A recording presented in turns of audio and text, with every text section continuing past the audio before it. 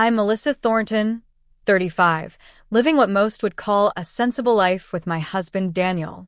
Then there's my sister Brooke, who sold her beautiful suburban home last year for a freedom tour in a luxury RV with her husband Travis and their kids. Their dream of nomadic bliss crashed spectacularly 6 months later, leaving them broke and homeless. Now my parents are insisting I open my home to a family of 4 indefinitely. When I refused, all hell broke loose. Before I dive into this family drama, let me know where you're watching from and hit that like and subscribe button. Trust me, you'll want to stick around for this wild ride. Growing up, Brooke and I were classic opposites. Though only 3 years younger, my sister might as well have been from another planet. Where I approached life with careful planning, Brooke embraced chaos like an old friend. Our differences became apparent early on, setting the stage for dynamics that would follow us into adulthood. I can still picture 10-year-old me, meticulously sorting my allowance into labeled jars, spending, saving, and giving. Meanwhile, 7-year-old Brooke would blow her entire allowance at the corner store within hours of receiving it, returning home with pockets full of candy and trinkets that would be forgotten by the following week. "You're such a bore, Melissa," she'd say, chocolate smeared across her chin. "Money is for having fun." Our parents would smile indulgently at her, then turn to me with expectations in their eyes. "Melissa understands responsibility," they'd say, as if it were the highest compliment. Even then, I felt the weight of being the good daughter. School only amplified our differences. I thrived in a structured environment, earning straight A's and joining every academic club available. My teachers used words like mature and focused in parent-teacher conferences. Brooke, meanwhile, was the social butterfly who knew everyone's name.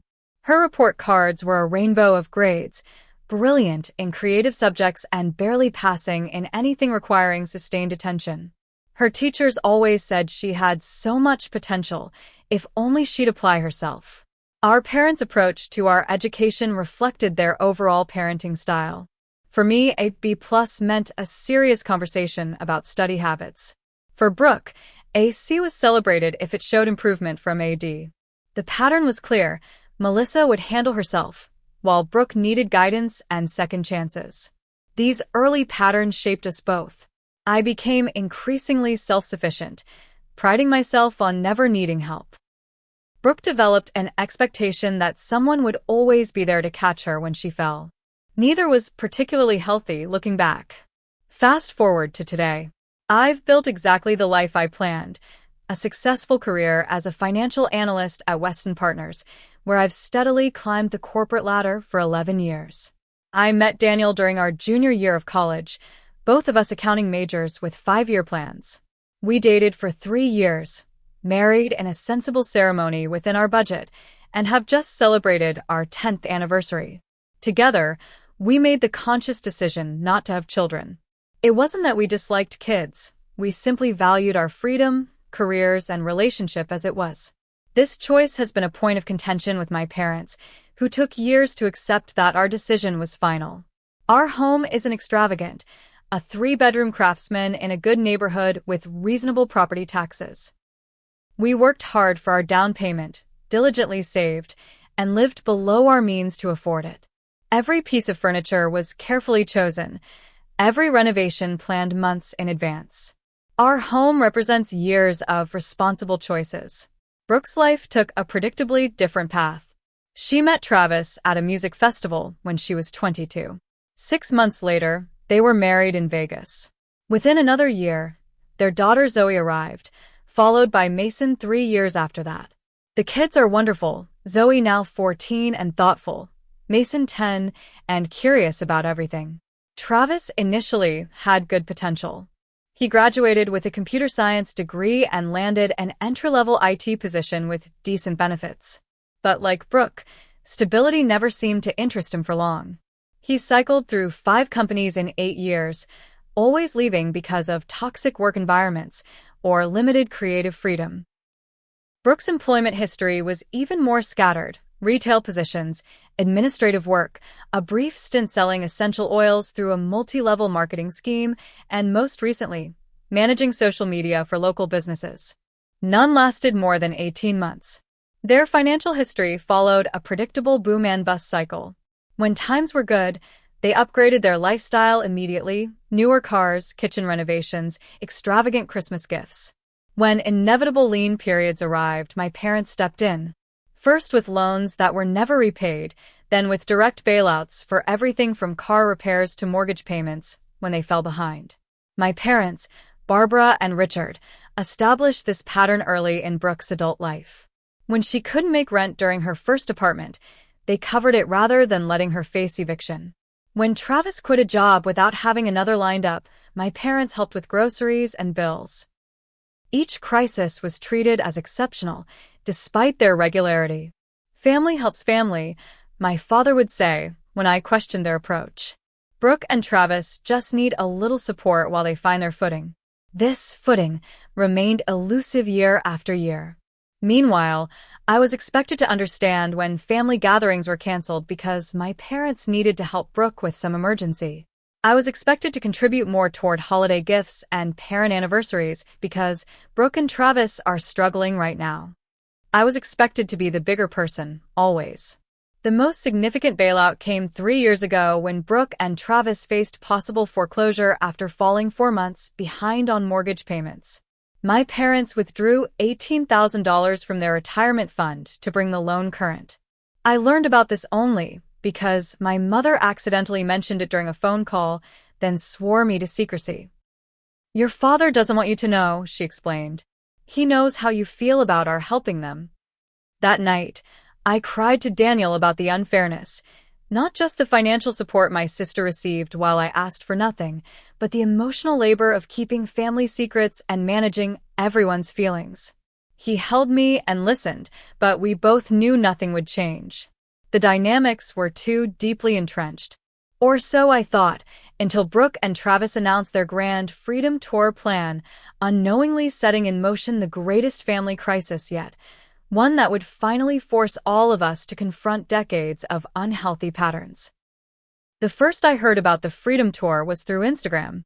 Scrolling through my feed one Tuesday morning before work, I nearly choked on my coffee when I saw Brooke's post, a professional photo of her family standing in front of their suburban home with a giant sold sign prominently displayed.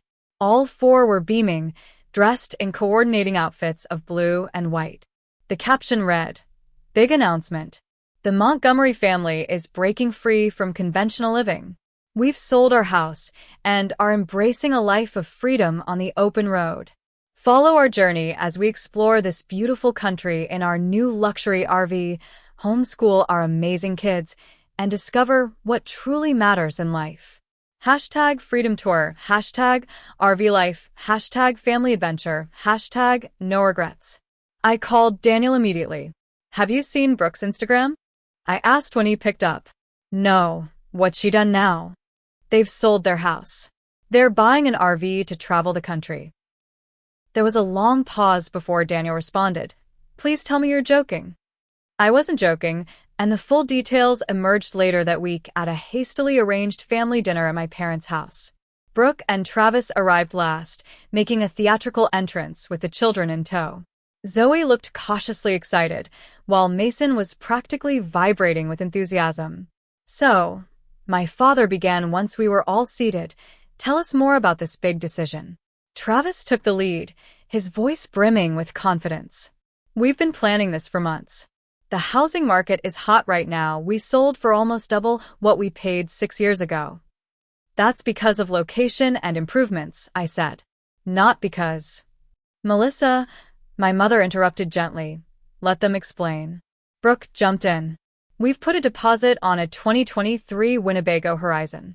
It's top of the line, solar panels, satellite internet, full kitchen, the works. We're having it customized with extra storage and upgraded finishes." "What about school?" I asked, looking at Zoe and Mason. "We've purchased an amazing homeschool curriculum," Brooke explained. "The kids will learn through experience, national parks for science, historical sites for history. They'll get a better education than any classroom could provide." Mason nodded enthusiastically. "Mom says I can collect rocks from every state." Zoe was more reserved. "I'll miss my friends, but we can video chat." And Mom says I might be able to join a dance class in different cities. Travis pulled out his phone to show everyone their planned route, a winding path hitting major national parks, beaches, and cities across the country. We're planning to monetize the journey too. We've already got nearly 1,000 followers on our new Instagram and YouTube channel. Companies are looking for authentic family content to sponsor.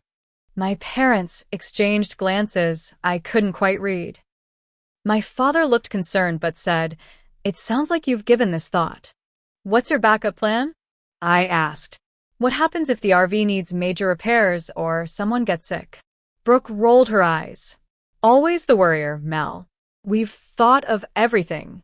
We'll have health insurance through the marketplace, and we're setting aside emergency funds."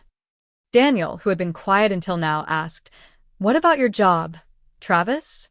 Can you work remotely full-time?" "I'm actually leaving TechSphere," Travis said casually.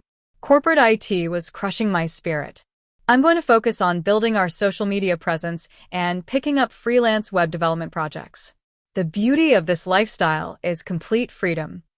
Throughout dinner, I asked practical questions that were deflected with vague answers or dismissed as negativity.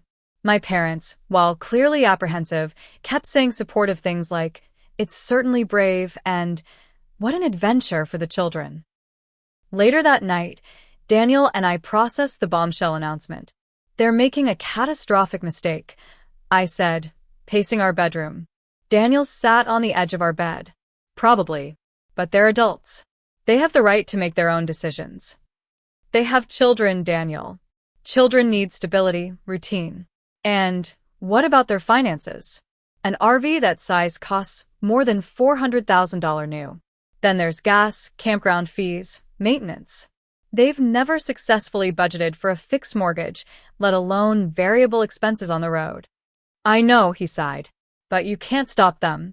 You can only decide how much you're willing to help when it inevitably falls apart." I stopped pacing. "I'm not helping. Not this time. They've had bailout after bailout. If they do this, they're on their own."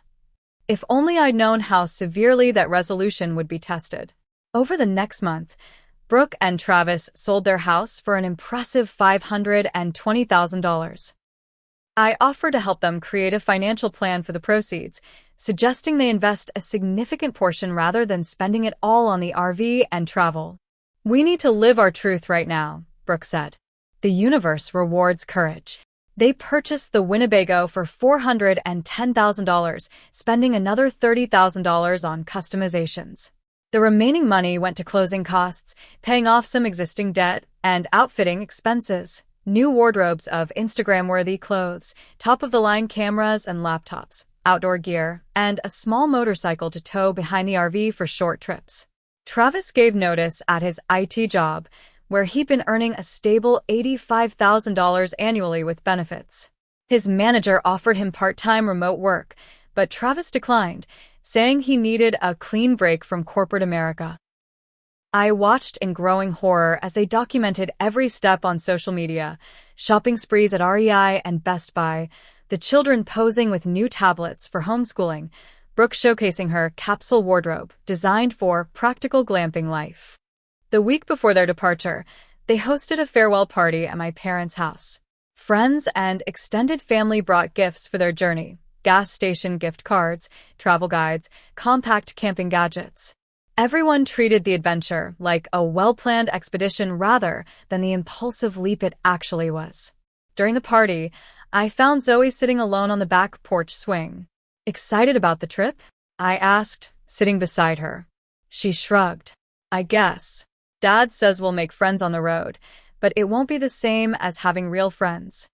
"You can always call me," I offered. "Anytime." "Thanks, Aunt Melissa." She hesitated. "If things don't work out, would we come stay with you?" The question sent a chill through me. "Let's not worry about that now," I said, avoiding a direct answer. "Your parents have a solid plan." It was the first lie I'd ever told my niece, and walking back to the party, I had the distinct premonition that this freedom tour would end in disaster, with consequences reaching far beyond Brooke's immediate family.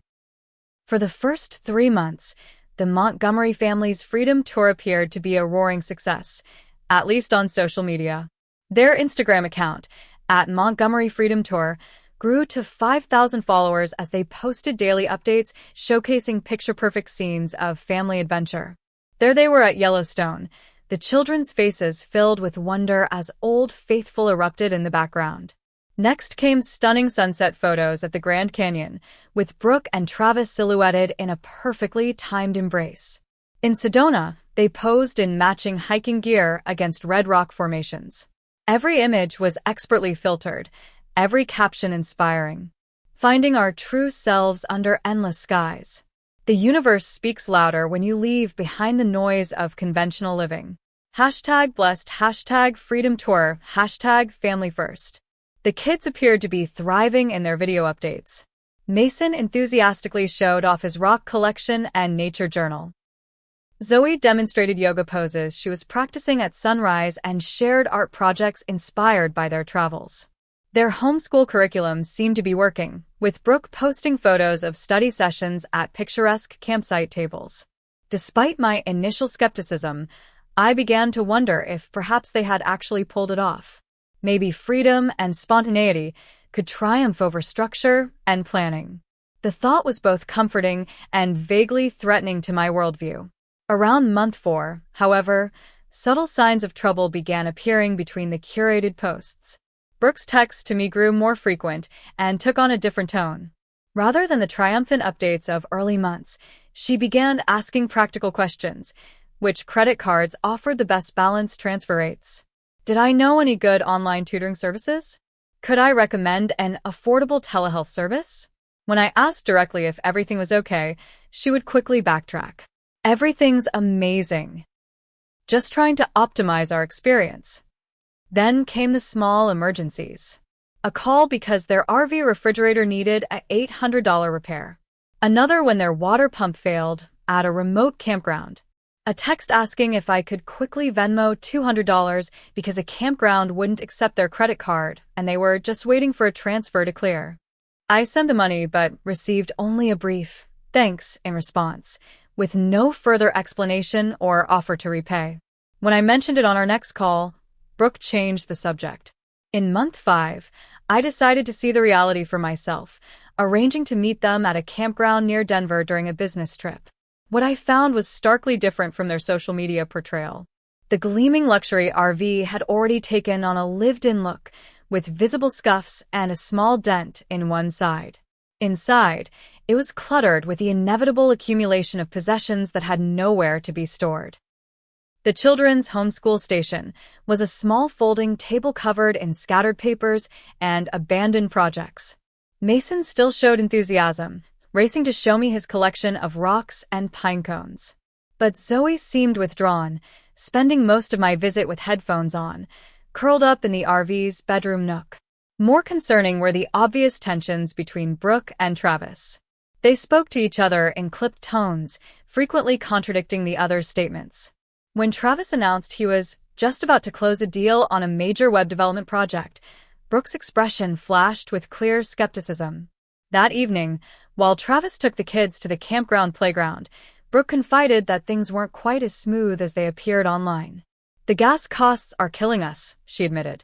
"And campgrounds near anything interesting are way more expensive than we budgeted for. Plus, we've had some unexpected repairs." "How are the finances holding up?" I asked carefully. "We're fine," she said quickly. "Just adjusting. Travis has had a little trouble finding consistent remote work, but he's got some promising leads." She brightened artificially. "Anyway, our social media following is growing. We're expecting some sponsorship deals soon."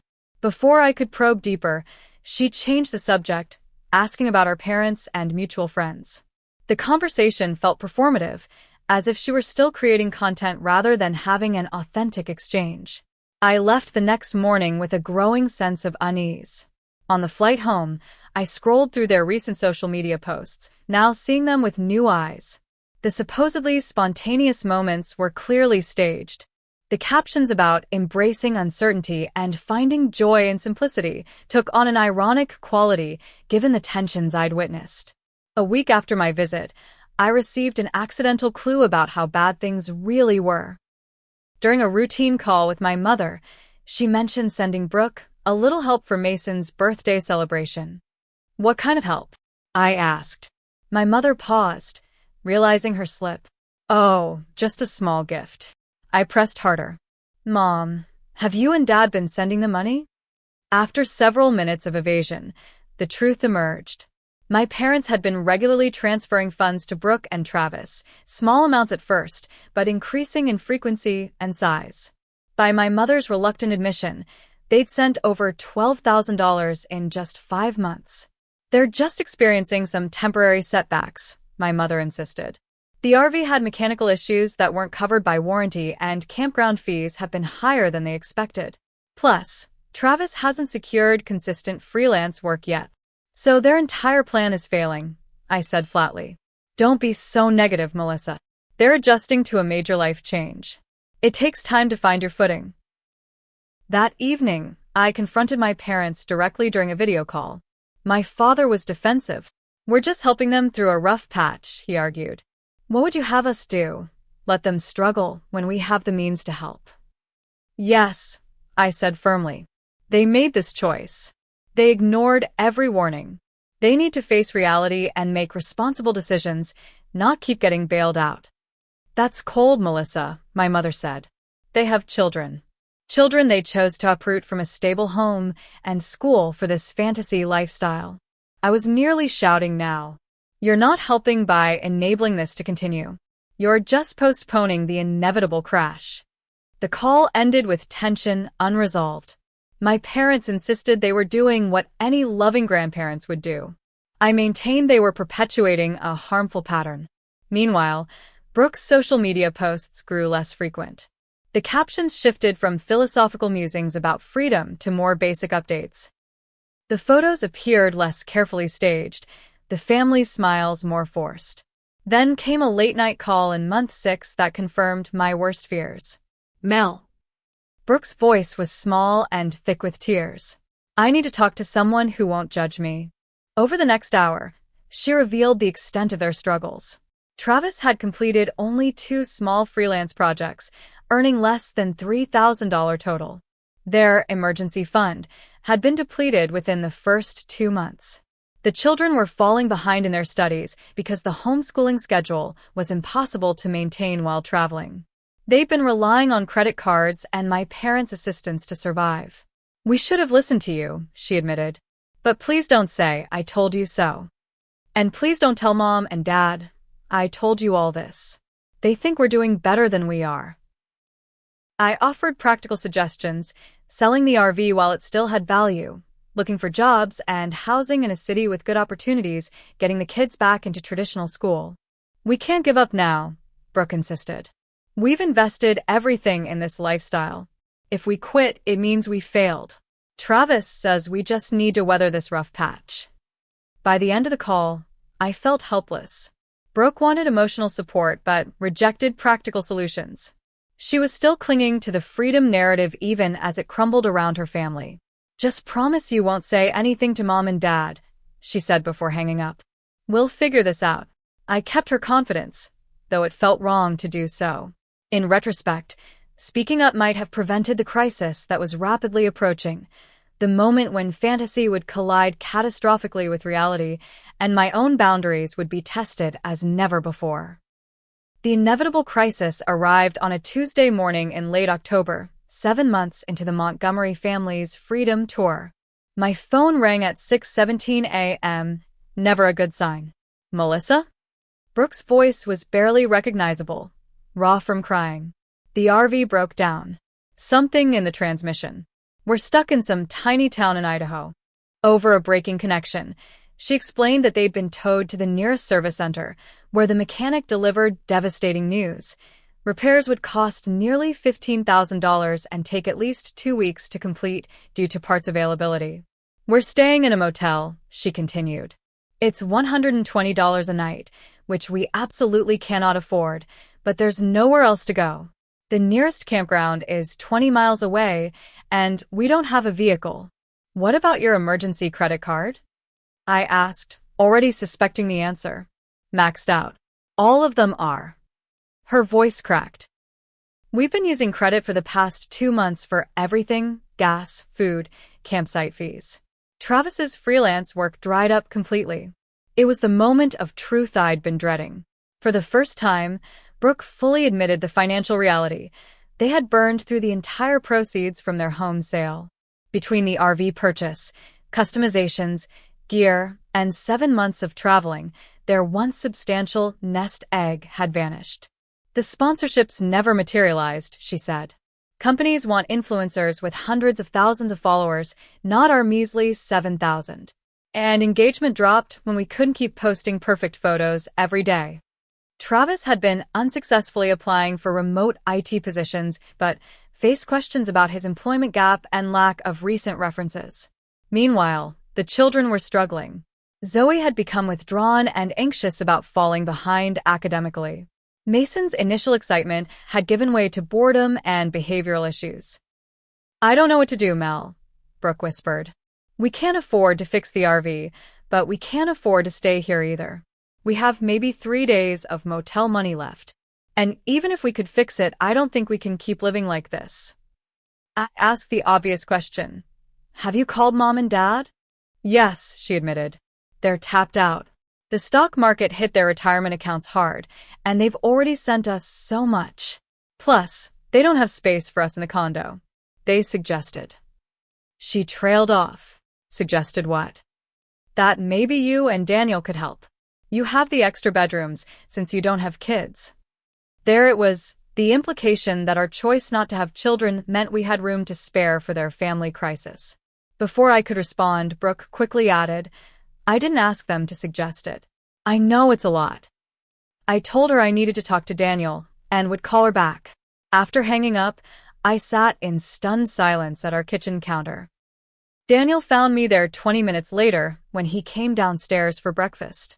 One look at my face told him something serious had happened. "Brooke," he guessed. I nodded and recounted the conversation. Daniel listened without interrupting, his expression growing more concerned. "They want to move in with us," he concluded when I finished.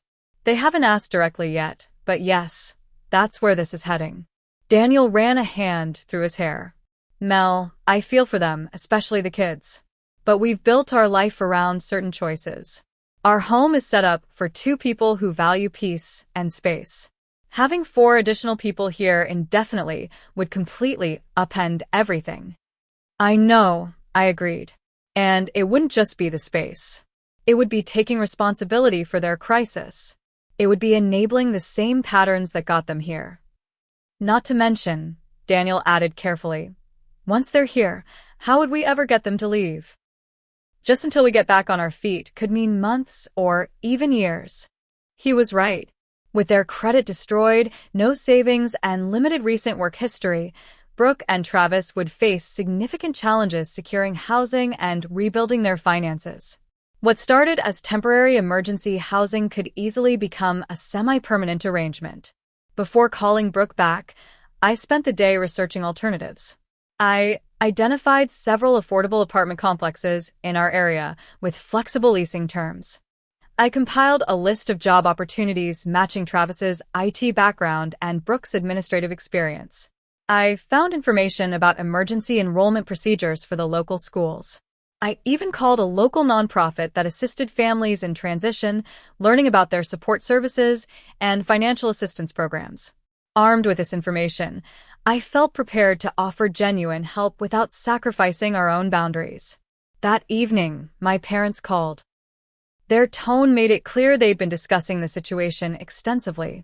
"We've been thinking about Brooke's situation," my father began. "Your mother and I would take them in a heartbeat, but our condo simply doesn't have the space." "Your house has those 3 bedrooms," my mother added. "And your guest room is just sitting empty most of the time." "It's not just about space," I said. "It's about responsibility and consequences." "They're family, Melissa." My father's voice hardened. "Family helps family. We've always taught you that." "I am willing to help," I insisted. "Just not by moving 4 people into our home indefinitely." "What kind of help are you offering then?" my mother asked skeptically. I outlined my research, the housing options, job leads, school information, and support programs. "I'll help them navigate all of this." I'll even contribute financially toward deposit and first month's rent for an apartment. But I won't become their housing solution. My parents were clearly disappointed. My father muttered something about modern selfishness, while my mother sighed deeply. Just talk to Brooke directly, she said finally. But remember, those are your niece and nephew. Think about what's best for them. The implied guilt was clear. If I refused to house them, any hardship the children experienced would be partially my fault. After the call, Daniel held me while I cried from frustration and hurt. You're doing the right thing, he assured me. Real help means supporting them in building their own sustainable solution, not becoming their solution. The next morning, Brooke finally made the direct ask. I hate to even bring this up, she began, her voice small. But is there any way we could stay with you and Daniel? Just for a few weeks until we find jobs and save for a deposit? The kids could share a room. We wouldn't be in your way, I promise. Brooke, I said gently, Daniel and I have discussed this, and we can't offer housing. But we want to help in other ways. I explained the alternatives I'd researched, affordable housing options, job leads, school enrollment information, and support services. I offered to pay the security deposit and first month's rent for an apartment, help with resume updates, and provide childcare during job interviews. The line went silent for so long, I thought we'd been disconnected. So that's a no, Brooke finally said, her tone shifting from vulnerable to cold. You have 3 bedrooms for 2 people, but you won't make space for family in crisis. It's not that simple. It is that simple, Melissa. You've always had everything together. Your perfect job, your perfect husband, your perfect house.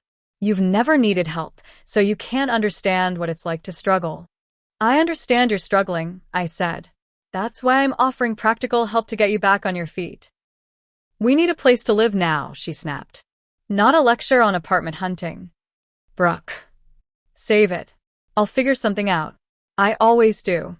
She hung up. Minutes later, my phone lit up with a text from my mother. Brooke just called in tears. We need to discuss this as a family. Dinner at our place tomorrow, 6 p.m. I showed Daniel the message. The family tribunal has been called, I said, attempting humor despite the knot in my stomach. We'll go together, he said firmly. And we'll stand firm together. As we prepared for what would clearly be a difficult confrontation, I struggled with conflicting emotions, guilt over not opening our home, frustration at being cast as the villain, and deep worry about my niece and nephew caught in their parents' chaos. But beneath it all was a growing certainty that this moment represented a necessary breaking point in long-established family patterns. The question was whether our family bonds could survive the breaking. The atmosphere at my parents' condo was thick with tension when Daniel and I arrived for the family meeting. My mother hugged me stiffly, while my father offered only a curt nod. They had clearly taken sides before the discussion even began. Brooke, Travis, and the children arrived 20 minutes late. The adults looked exhausted, with dark circles under their eyes and unwashed hair. The children seemed subdued, confusion written across their faces. They had flown in that morning on tickets purchased by my parents, a last expense they felt necessary to resolve the crisis. Aunt Melissa. Mason ran to hug me, his small arms wrapping around my waist. Are we going to live with you? Can I have the blue bedroom? My heart clenched. Clearly, they had already been told this was the plan, despite my clear refusal. Let's all sit down and talk, my mother intervened, leading us to the dining table set with her best china, an attempt at normalcy in an abnormal situation. Once we were seated, an uncomfortable silence fell. Finally, my father cleared his throat. We're here to figure out next steps for Brooke and her family, he began. Obviously, they're in a difficult position and need support while they get back on their feet. Travis spoke next, his voice carrying a practiced optimism that rang hollow. We've learned a lot from our experience. The Freedom Tour gave us incredible perspective, but now we're ready to rebuild. We just need a temporary landing spot while we secure employment. Our credit is shot from the emergency expenses, Brooke added. No landlord will rent to us right now. We need about 3 months to save for deposits and rebuild our rental history. 3 months, Travis echoed. 4 at the absolute maximum. I noticed they carefully avoided mentioning the RV. When I asked about it directly, Travis admitted they had abandoned it at the repair shop, unable to pay for either the repairs or towing. Eventually, it would be sold at auction, with any shortfall becoming additional debt. So you're starting over with nothing and significant debt, Daniel summarized. That's going to take more than 3 months to resolve. We're aware of the challenges, Travis said defensively. But we're committed to making this work. Brooke turned to me with pleading eyes. Melissa, we've thought it through. The kids will enroll in school immediately. Travis already has 2 promising job interviews lined up. I can find administrative work or retail to start. We'll contribute to groceries once we're earning, and we'll keep to ourselves. You'll hardly know we're there. My parents watched expectantly, clearly assuming this reasonable-sounding plan would sway me. I've put together some alternatives, I said, pulling out the folder of research I'd compiled. There are several affordable housing options within 20 miles. I'm willing to cover the security deposit and first month's rent. I've also found information about emergency housing assistance programs that could help bridge the gap. We've already looked into those, Travis said dismissively. The waiting lists are months long, and the available units are in dangerous neighborhoods. We can't put the kids in that environment. And landlords want proof of income and good credit, Brooke added, which we don't have yet. I pressed on, outlining job opportunities I'd found matching their skills, offering to help with resumes and interview preparation, and suggesting a structured financial plan to rebuild their credit. As I spoke, Brooke's expression hardened. When I finished, she shook her head slowly. So you've put together a nice little plan that costs you nothing but time, she said. Meanwhile, where exactly are we supposed to live while pursuing all these wonderful opportunities? Your sister is being reasonable, my father interjected. She's offering practical help. What we need is a roof over our heads, Travis countered. Everything else comes after that basic need is met. Zoe, who had been silent until now, suddenly spoke up. I just want to go back to school and have my own space again. I'm tired of not knowing where we'll sleep next week. Her words hung in the air, a stark reminder of the real victims in this situation. My mother turned to me. Melissa, surely you and Daniel can find it in your hearts to provide temporary shelter for family? What would it really cost you to share your blessings for a few months? That phrase, share your blessings, was the breaking point. Years of unequal expectations and double standards crystallized in that moment. Our home isn't a blessing that fell from the sky, I said, my voice steady despite my racing heart. It's the result of 15 years of careful choices, sacrifices, and hard work. Just like this situation isn't bad luck that happened to Brooke and Travis, it's the result of their choices. That's not fair, Brooke protested. Isn't it? You sold a perfectly good house for a luxury RV you couldn't afford to maintain. Travis quit a stable job with benefits before securing reliable income. You ignored every warning and practical suggestion. Now you're facing the consequences of those decisions, and once again, everyone expects me to be the solution. We're not asking you to solve everything, Travis argued, just to help temporarily. But it's never temporary, is it?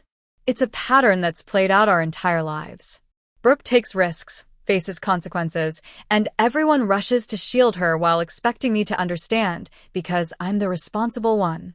I turned to my parents. You've enabled this dynamic for decades. Every time you bail Brooke out, you teach her that poor decisions don't have lasting consequences. So, you're punishing us to teach us a lesson? Brooke demanded, tears welling in her eyes. No. I'm refusing to participate in a pattern that hurts everyone, including you and especially your children. Real help means supporting you in building a sustainable life, not providing a temporary band-aid that allows the same patterns to continue. That's easy for you to say from your comfortable position, Travis muttered. My comfortable position came from consistently making responsible choices, even when they were difficult, I replied. I'm willing to help you do the same. I'll help with housing deposits, job searches, childcare during interviews, school supplies for the kids, practical support toward independence. What I won't do is take responsibility for your situation by moving your entire family into our home. Brooke stood abruptly, chair scraping loudly against the floor.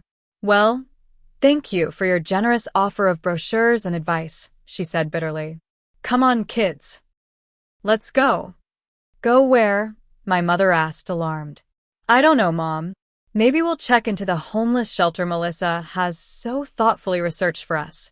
She stormed toward the door, Mason following reluctantly, while Zoe remained frozen in her seat.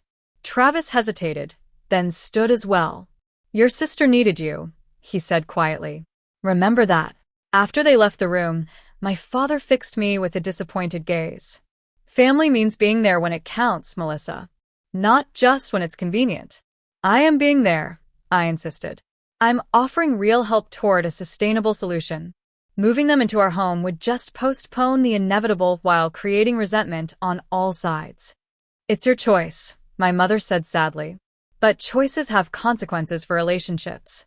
Daniel, who had remained supportive but mostly quiet, finally spoke up. "With all due respect, Barbara and Richard, we're being asked to completely upend our lives and home for an indefinite period because Brooke and Travis made a series of irresponsible decisions.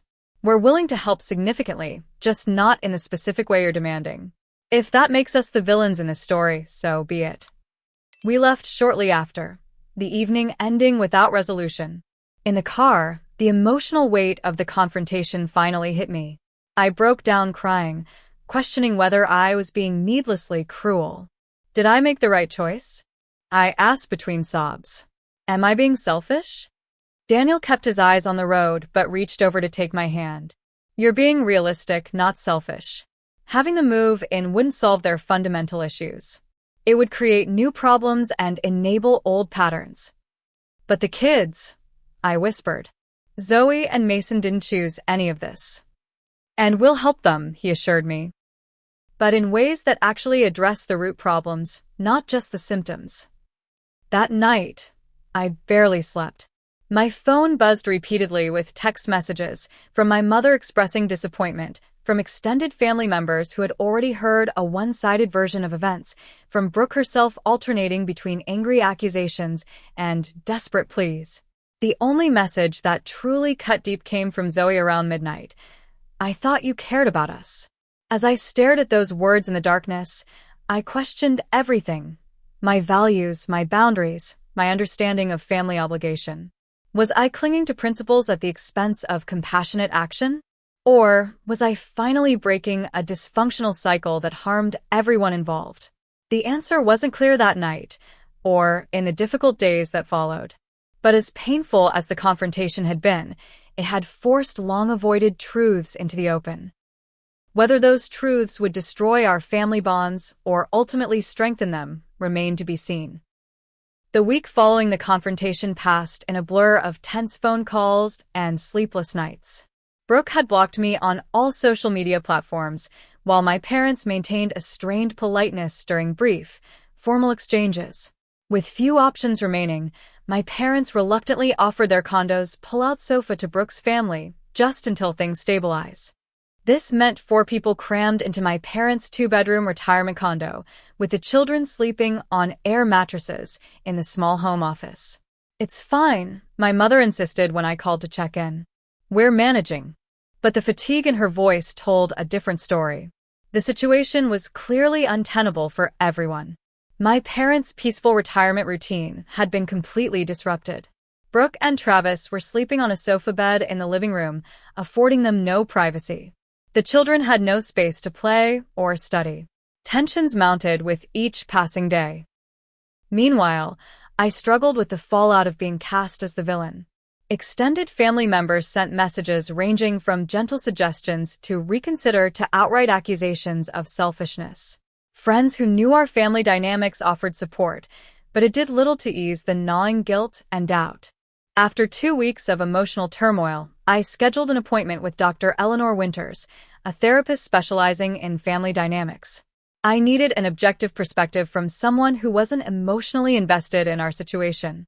"Family patterns are deeply entrenched," Dr. Winters explained during our first session. "You're attempting to change a dynamic that's been reinforced for decades. That's incredibly difficult work." Over several sessions, We explored the difference between enabling and supporting. Enabling shields people from the natural consequences of their actions, she explained.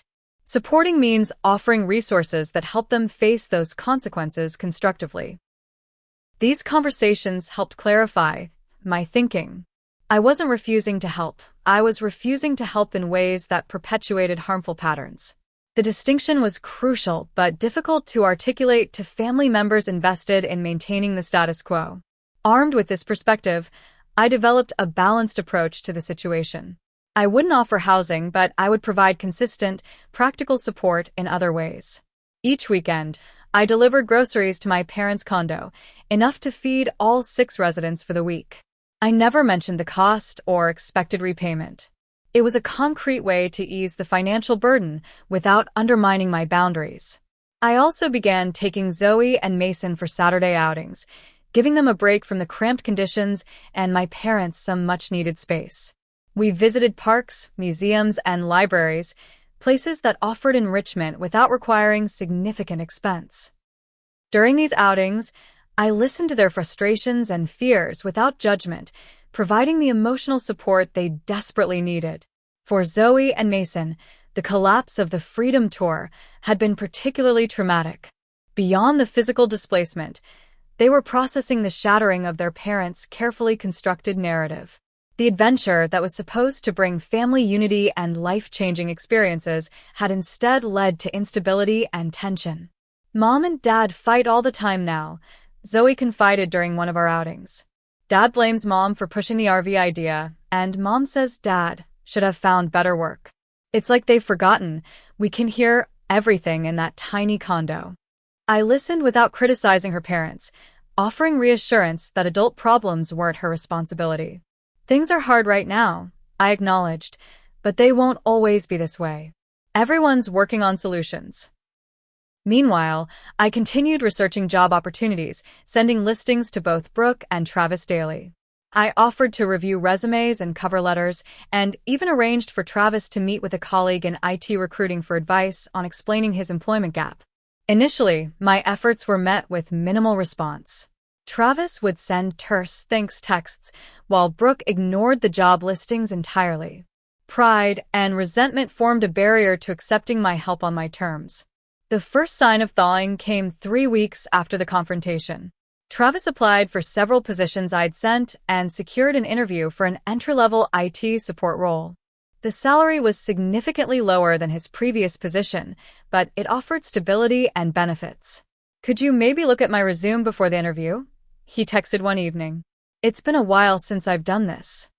That small request represented a major shift.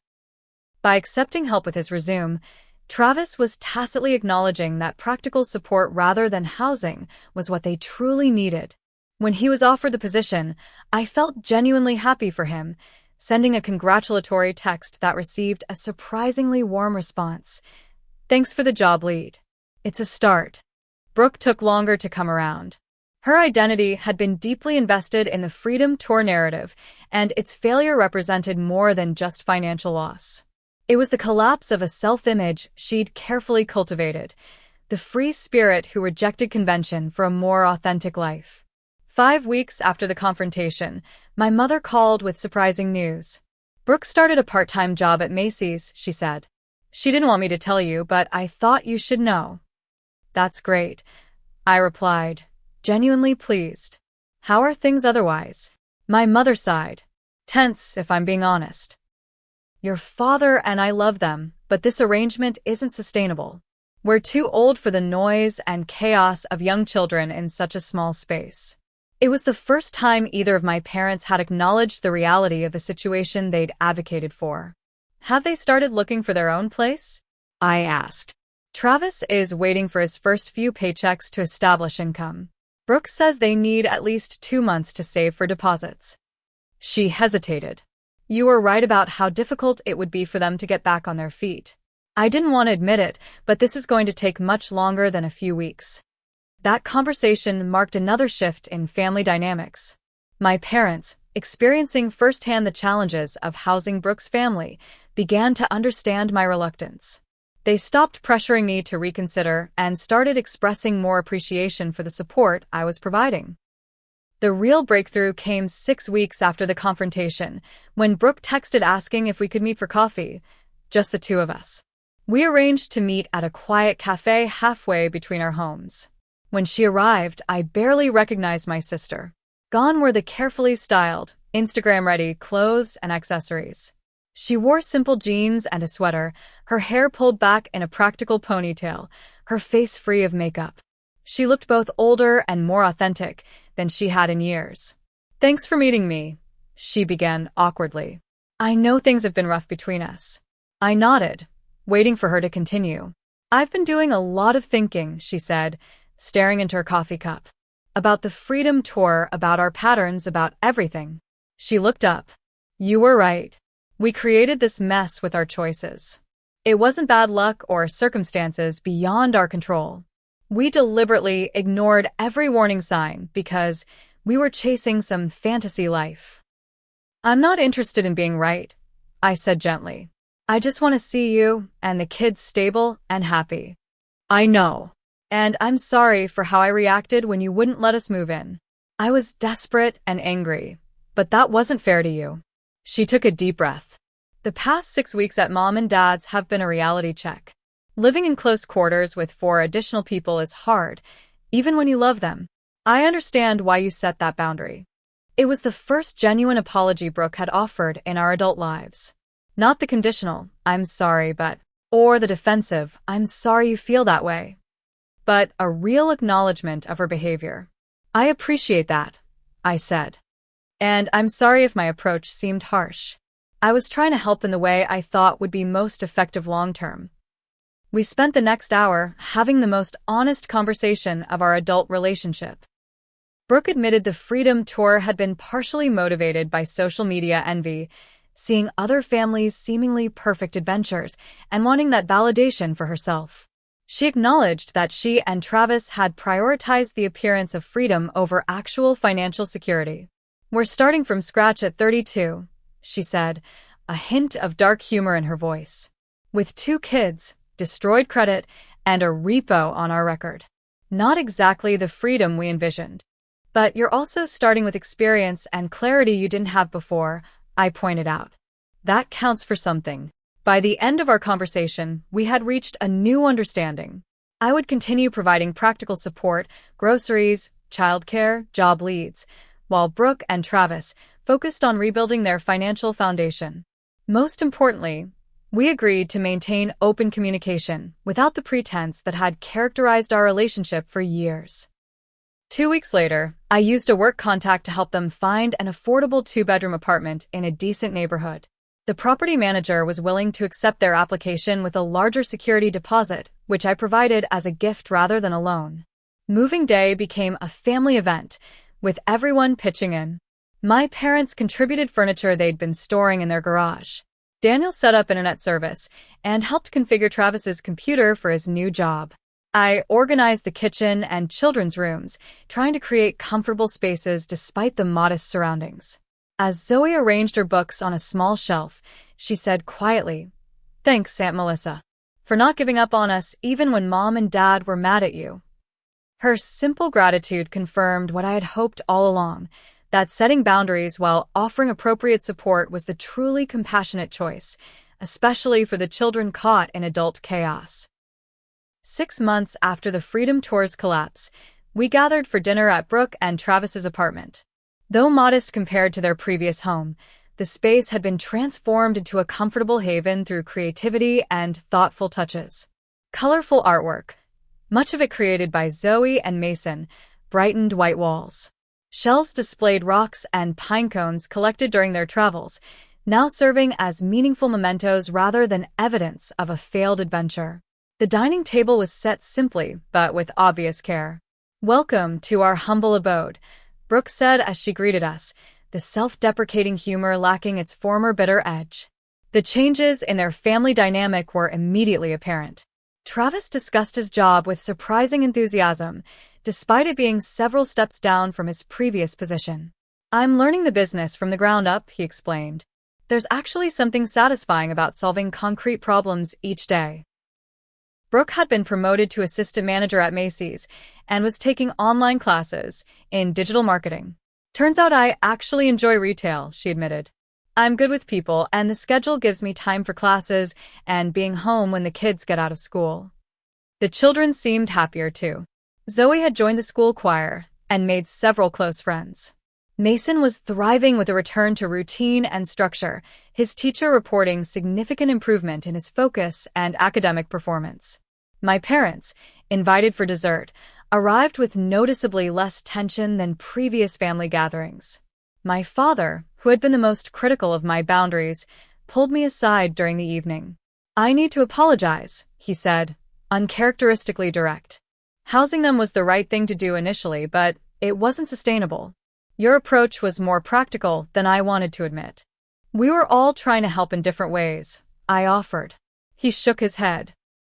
Barbara and I have enabled Brooke's impulsive decisions for years. We thought we were being supportive parents, but we were actually preventing her from developing resilience.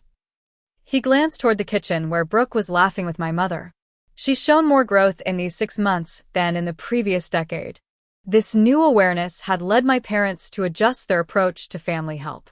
When Travis's car needed expensive repairs, they offered to match what he could pay rather than covering the entire cost.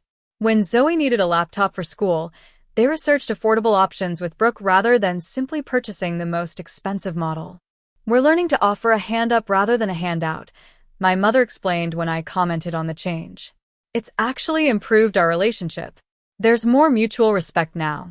Perhaps the most significant transformation appeared on Brooke's social media accounts.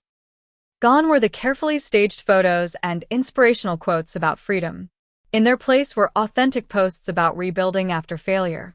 What we learned from our journey wasn't what we expected, she wrote in one particularly vulnerable post. True freedom isn't about escaping responsibility. It's about having the security and stability to make meaningful choices. We're building that foundation now, one ordinary day at a time. That post received more engagement than any of her Freedom Tour content, with many followers sharing their own stories of adjusting expectations and finding meaning in everyday life. What had begun as an admission of failure had unexpectedly become a platform for authentic connection. For my part, the crisis had forced me to examine my own rigid ideas about responsibility and success. While my practical nature had served me well, I recognized how it sometimes manifested as judgment and distance in relationships. Working with Dr. Winters, I explored how my identity as the responsible one had become both a source of pride and a burden. I learned to set boundaries without needing to prove my moral superiority, to offer help without controlling outcomes. My relationship with Daniel deepened through the crisis as well. His unwavering support during the confrontation and aftermath demonstrated once again why we worked so well together. We had navigated the situation as true partners, respecting each other's perspectives while presenting a united front to external pressure. I'm proud of how you handled everything, he told me one evening as we discussed the family's progress. You stayed true to your values while still finding ways to help. That's not easy. As months passed, I found myself becoming a resource for friends facing similar family dynamics.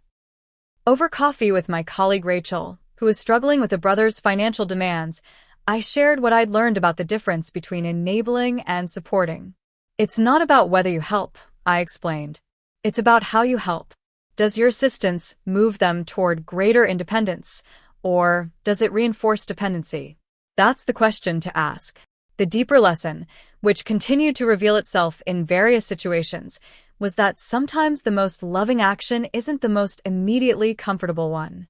True compassion means wanting what's best for someone long-term, not just what eases their pain in the moment. For Brooke and Travis, the painful process of rebuilding from scratch, without being rescued, had fostered genuine growth and self-sufficiency. For my parents, experiencing the real challenges of housing for additional people had prompted reconsideration of long-held enabling patterns. For the children, watching the adults in their lives acknowledge mistakes and work toward solutions provided a powerful model of resilience. One evening, while babysitting Zoe and Mason during their parents' date night, I observed how differently they played compared to a year earlier. Their games showed more creativity and cooperation, less need for constant stimulation and novelty. Do you ever miss traveling in the RV? I asked casually as we prepared dinner together. Zoe considered the question thoughtfully. I miss some parts, seeing beautiful places, spending more time with mom and dad. But I like having my own room and seeing my friends every day. Mason nodded vigorously. I like knowing what happens next. And I don't miss mom and dad fighting all the time. Their simple wisdom reinforced what the adults had learned through much more painful means, that stability and connection provide the foundation for genuine freedom and exploration. As we move forward as a family, we're building relationships based on authenticity rather than expectation or obligation. We're learning to support each other in ways that honor both our connection and our individual journeys. Most importantly, we're breaking generational patterns of enabling and dependence that ultimately served no one well. The Freedom Tour, for all its misguided premises and painful consequences, ultimately delivered a form of freedom none of us had anticipated. Freedom from unhealthy dynamics, freedom to relate as adults rather than assigned roles, freedom to build the lives we truly want while loving each other from a healthy distance. Where have you had to set difficult boundaries with family? Have you experienced the challenge of helping without enabling? Share your stories in the comments below. If this resonated with you, please like, subscribe, and share with someone who might need to hear that setting boundaries and offering practical support can be the most loving choice, even when it feels difficult. Remember, true family support builds independence, not dependence. Thank you for joining me for this story, and I wish you strength and clarity in your own family journeys.